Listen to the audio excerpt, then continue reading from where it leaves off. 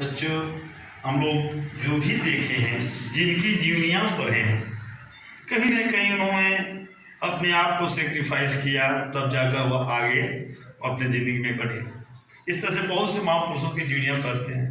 आप भी यदि कुछ करना चाहते हैं तो आपको मेहनत करनी होगी। अभी जब आप मेहनत कीजिएगा तभी आपको फीडबैक यानी कि फल प्राप्त होगा।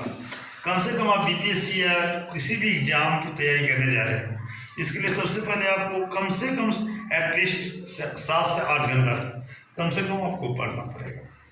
वो भी बेसिक चीज़ जो है क्लास 1 टू क्लास 10, ये आपका मोस्ट इम्पॉर्टेंट चीज़ है जिस पर विशेष ध्यान देना होगा, क्योंकि इस आपका बेस यानी कि नींव पड़ता है और इसी नींव से आप आगे जा सकते हैं।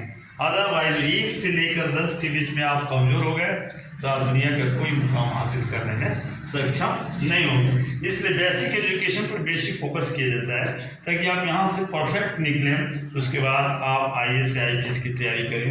ये बहुत ही बड़ा एक चुनौती होती है IAS और IPS की तैयारी करने के लिए, चाहे BPSC की तैयारी करने के लिए। जैसे हम लोग खेत में हल जोतते हैं तो हल का पिछला वाला पोर्शन जो होता है बहुत चौड़ा होता है और फार जो होता है बहुत पतला होता है। हम चौड़ाई से ढूक सकते हैं लेकिन निकलते वक्त हमें उस फार की तरह निकलना होगा। इसलिए इस कंपनी में बहुत सारे लोग ऐसे जाते हैं, बहुत सारे लोग जो होते हैं ऐसे हर के फार की तरह होता है, ऐसे चौड़ा होता है, यहाँ एक पतला चीज़ होता है।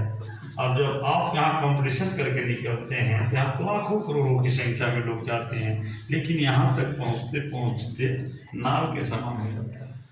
इसका अर्थ है कि आप यहाँ से बहुत जाते हैं लेकिन कम निकलते हैं। जो यहाँ से मेहनत करते हुए जाता है वो आसानी पूर्वक यहाँ से निकल जाता है, लेकिन जो यहाँ मेहनत नहीं किया है वह आगे जाकर निकल जाता है। इसलिए कम से कम 7 से 8 घंटा पढ़ना अति आवश्यक है आपके लिए, किसी भी कंपटीशन या जीवन में सक्सेस होना चाहते हैं।